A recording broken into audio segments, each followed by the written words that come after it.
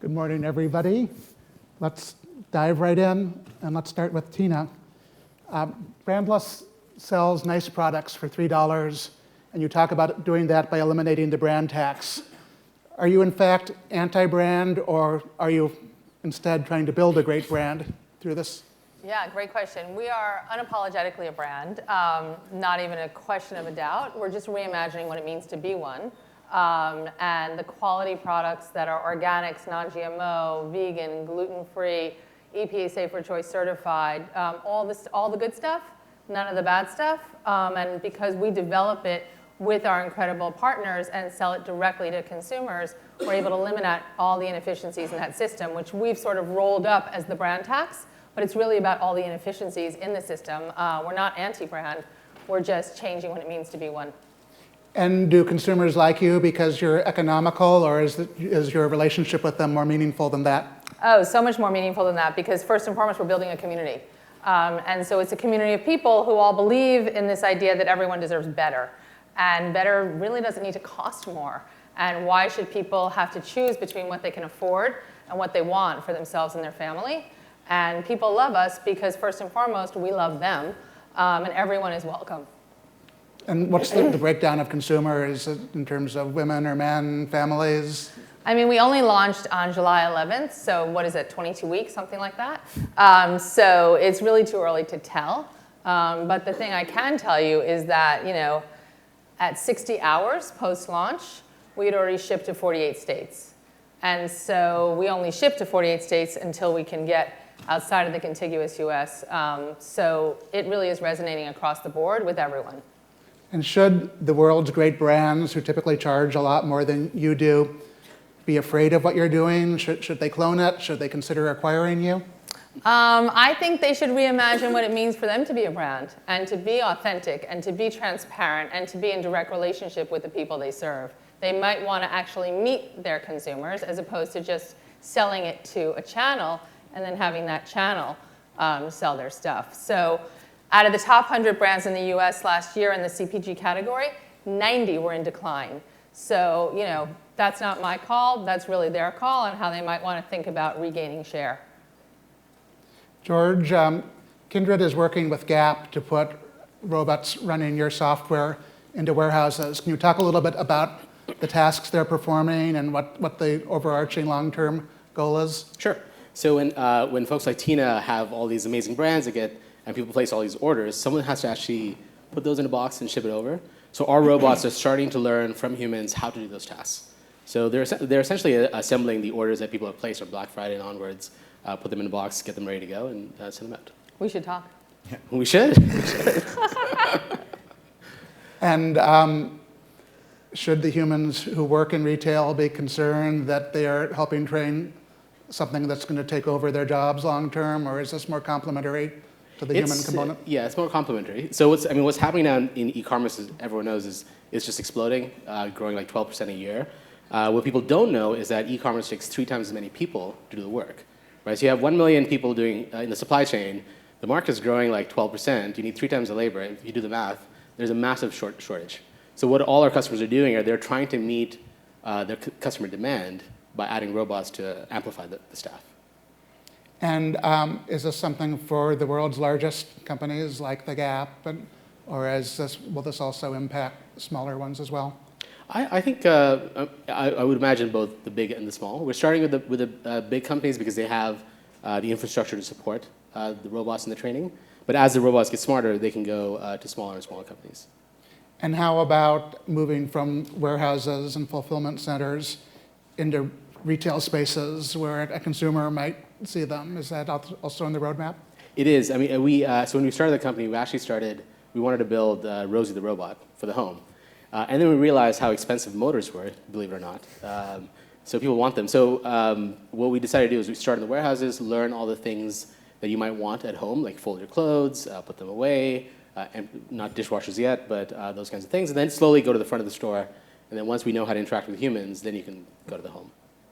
And will somebody build Rosie someday? Yes, it's taking definitely. longer than people guessed, but both the intelligence is still early, it's infantile, but the physical hardware also needs a lot of room to improve. So probably in the next 10 years, I can imagine having Rosie there, by Kindred, of course. Cool. Rick, can you talk a little bit about, other than as a means to see a return on investment, why a company like Comcast is interested in commerce and retail and their futures? Sure. I mean, I think, so at Comcast Ventures, it's our business to go out, and I spend my days looking to get on panels to be close with entrepreneurs who are reimagining the world, like George and Tina here, and thinking about what that future looks like and building not only businesses that are just kind of innovating a bit on where things are, but reimagining what things could be like completely from the ground up, which I think each of you are doing. Comcast's interest in doing that is, at the heart of our business, we view ourselves as a community-based business. We're in a number of folks' living rooms around the country, over 20 million homes and part of the community, and I think we're looking from our venture fund to see where we can partner up with businesses that are growing to bring new experiences to those consumers, help those businesses come to scale, and play a larger role in folks' lives. You invested in Dollar Shave Club, which was bought by Unilever for $1 billion. So hopefully that was a happy outcome from a financial perspective. So. Did you learn anything along that journey? And is there the potential for other new brands to succeed on that scale? Yeah, I think, as Tina mentioned, there's a lot of change afoot in retail, and there's a tremendous opportunity for new brands to be born and grow. Dollar Shave Club is a great example of that. Not surprisingly, we're a big believer in subscription businesses. We run a rather large subscription business ourselves on the cable and internet side. So we've looked to find other businesses along that model, along the lines of Birchbox, Madison Reed. Madison Reed is also a great example, I think, of a new brand that comes out into a large category, hair color, and is, again, reinventing it. What could that look like if we start from scratch? And, what should the brand stand for? How should the product be, built from the start? And hitting on messages that really resonate with an end consumer that's looking for, a product that more aligns with their value set. And besides looking at companies that are creating full-blown consumer experiences, are you also interested in behind-the-scenes stuff like robotics and other things that consumers do not see? Absolutely. So when I think about commerce, there's certainly the consumer, the B2C aspect of it, new brands and the birth there, but also on the B2B side, and thinking about what a platform, whether it's software or technology, that will go into some of these existing retailers. So retailers are in a lot of pain today. I think that's pretty apparent in the news. Smart ones are thinking how they can reinvent their businesses, and a lot of times that starts with changing the back end of their own platform. And then there's folks like Beta, which is another investment of mine that is literally thinking about, okay, if you're a business that wants to get into retail, let's start from scratch. What should that look like in today's world? So it's one we're really excited about as well. I just visited their store in Palo Alto recently, which is, they had all the stuff you can't see elsewhere, and it was super low pressure, since the goal is not to sell you stuff and make a profit. That's right. Yeah. So hopefully you knocked off a big chunk of your holiday list while you were there. A little bit, and I may go back. Let's talk a little bit about Amazon, given that it's sort of the elephant in the room when you're talking about any aspect of commerce, and it probably touches all of your lives a little bit. Tina, do you compete with Amazon today? And if not, do you think about them introducing something suspiciously similar to what you do at some point?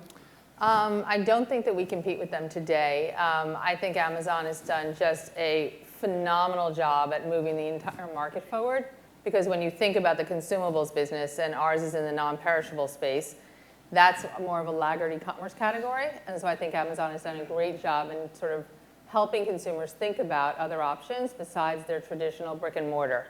Amazon is not a community. If you know what you're looking for, Amazon is a phenomenal place, and I go there all the time. Brandless is really about editing and curating just what matters, and it's sort of overconsumption is out, and sort of just what matters is sort of in, as the way we see our world. And so one of the things that Amazon does phenomenally well is they have every shampoo. There's probably 20,000 results if you were to type that into their search. We have one. So people are sort of paralyzed by how to sort through all of that. And Amazon is building a public database of extraordinary products. And we're building a community of people who believe that everyone deserves better and that they can find options that they can afford at the values they're looking for. So it's very complementary, but very different. And as you grow, are you going to add more products? And would you add more shampoos or keep with Yes. one but enter other categories? No, yes, we absolutely would. And now that we're launched, we're co-creating with our community. And so the first assortment that we launched, our extraordinary merchants put that together based on their experience, household penetration, consumption trends, and the Just What Matters sourcing philosophy. But now that we're live, every day our community members are telling us what they're looking for and what they want more of. For example, the gluten-free community loves what we're doing, and so they've asked us to add more SKUs, and we're rushing to do so. And in the shampoo category, or in the salad dressing category, if you were to go to a big box store, let's call it Target, they might have 55 feet of salad dressing. We have 3 of the most popular, and then we have some seasonal ones where we're introducing new ideas. They're all organic, and they're all $3. Everything at Brandless is $3. Some are 2 for $3, and some are 3 for $3. So we're really trying to simplify everything and make it very easy to find what you want at prices that you can afford without having to really bother even checking the prices. It's all $3.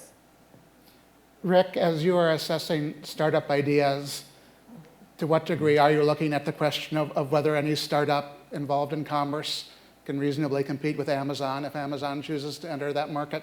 I think as an investor and entrepreneur, that's always on your mind, right? I mean, they are an 800-pound gorilla, tremendously talented company, as they've proven through the years their ability to innovate on their own business and expand. So it's, and they're not the only ones either. I mean, I think as an investor looking into e-commerce, I think a lot about Walmart too, who gets maybe discounted as underrated, here in the Valley, I think more often than they should, because that is also a very powerful, business and platform. And so certainly I'm looking for, in new business, new investment opportunities, I'm certainly looking for somebody who has a competitive differentiation or an edge, I believe, that will allow them to operate differently. I think Tina's reference to the search box on Amazon, that is how people function with that business.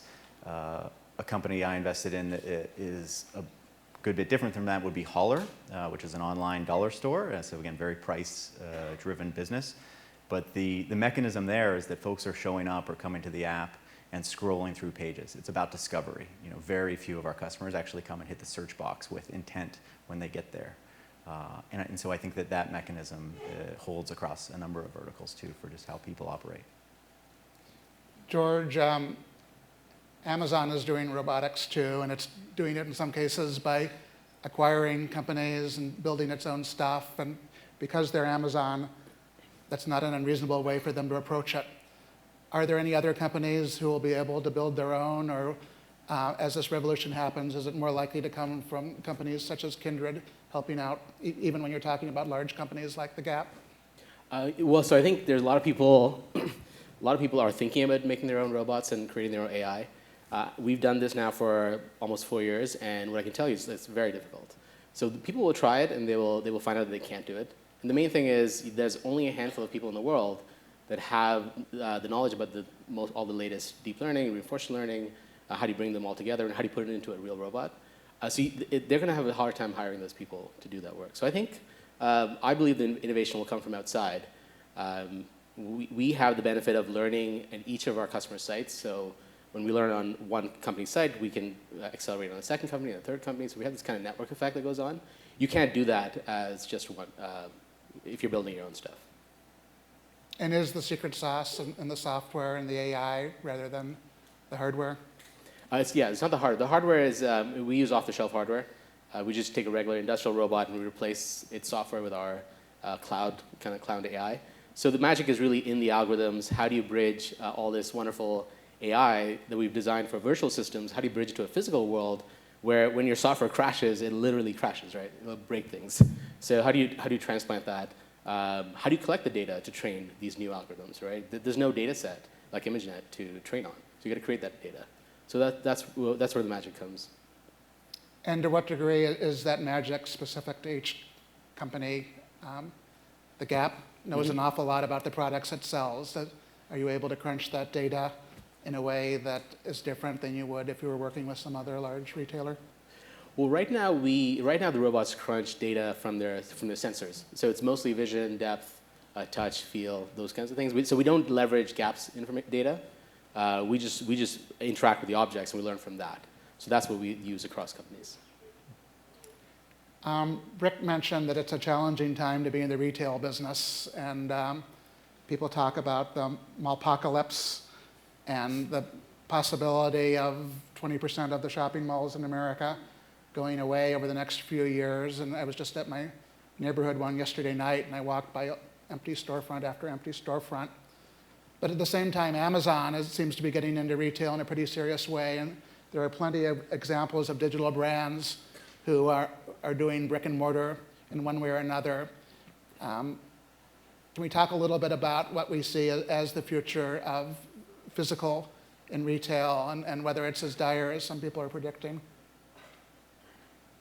Tina, any thoughts? Yeah, no, tons of thoughts. I think that I don't think physical retail is going away at all.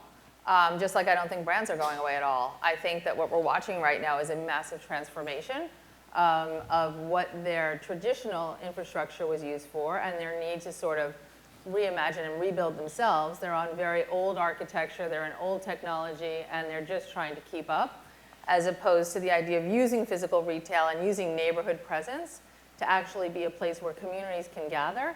I think AI and robotics is fantastic, but nothing replaces the human layer on top.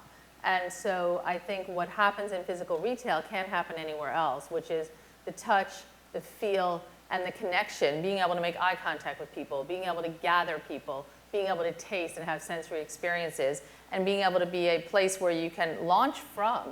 So we're going from here to there. But I think that really changes what the footprint is for and the kind of space that you need and the way you want to use that space. I think that retail will become live studios for your community to come in and go live and have experiences, and they'll all be media studios more than actual physical places to hold inventory. Is Brandless interested in physical? I think that the Brandless experience, and we actually have a lab in our office, is very much about when you come into the world of Brandless, you understand that it really is community first, and it really is a place where we create and bring voices and people who share our interests. Because when we say brand less, we're more about live more. So you'd be just as likely to find a Brit & Co. doing a DIY gift wrap for the holiday in a Brandless lab as you would find a meditation session or a yoga class. Because that's, if we have a chance to talk to you, we want to talk to you about how you can fully reach your intention and your pursuits in your life, not about, stock up and save and, the difference of pennies on a bottle to manipulate a consumer to create choice. We actually want to take all that off the table so that consumers can come and be part of the people that are in our community. So it's just a very different conversation. But yes, we are looking at what that physical experience can look like. Yeah. Cool. Rick, any thoughts? Yeah, just to add to that, I think I'm very bullish on physical retail, probably despite what we read. There's no question the last 10 or 15 years it's been sort of a very easy market for retailers to go out in the capital markets, raise money, open new stores, show Wall Street growth. We're overbuilt. We've got too many stores. We have too many malls. There will be a contraction, and that's what we're seeing today when you see, lots of all these closures and empty storefronts. However, there are certain parts of the market that are growing quite strongly. I think CB Insights actually put some data out on this as well too. So if you look at the Dollar Tree, Dollar General combined between the two of them this year, I think they'll open close to 3,000 new locations. It's like $5 stores open every day in the United States. Kind of amazing, right? So it's, I think a shift is happening without question at retail for either new stores like Beta or like companies like Warby Parker or Brandless, if they decide to go direct to stores too and be part of the community, will open up. Those footprints will look different. The back end of those stores will be different. Exactly. These business models will be efficient. The fact is, only 10 to 15% of commerce is online, and so that's 80-85% of the dollars are offline. There's a reason why Amazon is going to physical. So the new version of retail will perhaps have a different footprint, perhaps have different technology in the back end of the store. People will still be out buying. George, are the efficiencies that you can bring to retailers part of the solution? I think so. I mean, same as Tina and Rick, we're seeing a transformation. We're not seeing it go away. We're human. Humans are social creatures. We need to interact. We need to touch and feel, right? So that's not going away. I think what we are enabling is more of those types of experiments. So it's one thing to change the experience, but if you can't fulfill that profitably, then you're out of business, right? We've seen a whole range of e-commerce companies go out of business because of that. So I think we enable those experimentations. We allow the supply chain to change fast. You can reconfigure our robots in real time. We make it cheaper. We make it quicker. So yeah, I think we enable that. We enable those experiments. Let's talk a little bit about trends that folks should be on the outlook for relating to commerce in general. I'd love to hear from each of you a trend or two that you care about, either the ones people think about or ones that are not so obvious. So I'm happy to go first. I think personalized commerce is interesting, and some of this goes back to the robotics and AI. But the nature for me to be part of a brand community, but also have a one-to-one experience where the end product, today can be customized down for my specific needs. So this could be like if I'm purchasing, a pair of shoes, tennis shoes, let's say. Size 13, I weigh 200 pounds. That shoe should be constructed a little bit differently than somebody who's a 13 and weighs 150, for different performance benefits, et cetera. That could never before be done at scale from a manufacturing standpoint. Today it can. And I think things like that and that ability to personalize a product for an end user will continue to evolve and be a really important trend going forward. I would say for me, one of the biggest trends that we're seeing and that we feel privileged to be a part of is the reimagination of direct-to-consumer. I think that heretofore people thought of D2C as a channel, and we're saying it's actually not a channel, it's a relationship. And so I think that there are companies that are, like, let's take one of the most successful sales recently was Chewy, which was a little-known pet food or pet supply and pet food company out of Florida that got sold for billions of dollars. And one of my favorite things about that company is their just relentless focus on their customers and the community that they have with them. It's been publicized that they have a huge floral budget. Now, why would a pet company or a pet supply company have a huge floral budget? The reason why is because, unfortunately, pets pass. And so when somebody calls to say, I no longer need that subscription to the food, they send flowers. So my prediction is that when you're really in a direct relationship, you have to act like a human, and you have to act like a person and show up and be there. So I think we're going to see a merger of more media and commerce and community coming together in these direct channels where you actually can have a direct relationship with people that is personalized, either to their life, in that example, or to reacting to what's going on in the world. When the fires hit Northern California and the hurricanes hit Texas and Florida, we reached out to our communities and said, we already work with Feeding America every day, but we want to do something even more special, and we want to send free shipping to all of those states, and we want to redirect or create meal donations just for disaster relief. So you don't normally see that from a store, but you definitely see that from a community who's paying attention and is in the world. And so I think that we're all reimagining what it means to actually be in direct relationship and using media and community and commerce as one more personalized and human experience. That's enabled by technology and other things that allow you to do it at scale, but that human layer can never be replaced. Great. We're almost out of time, but let's play an abbreviated version of the overrated, underrated game, starting with machine learning. Underrated. Overrated or Under. Massively underrated. Underrated. Facebook. Under. Massively over. Oh, massively over. Interesting. I think it's underrated. Walmart. Underrated, massively, I would say. Massively underrated. Underrated. And finally, Amazon. Under. Massively under. Under as well. Thank you so much, folks. Very This was similar just great. Thank you. Thank you. Harry.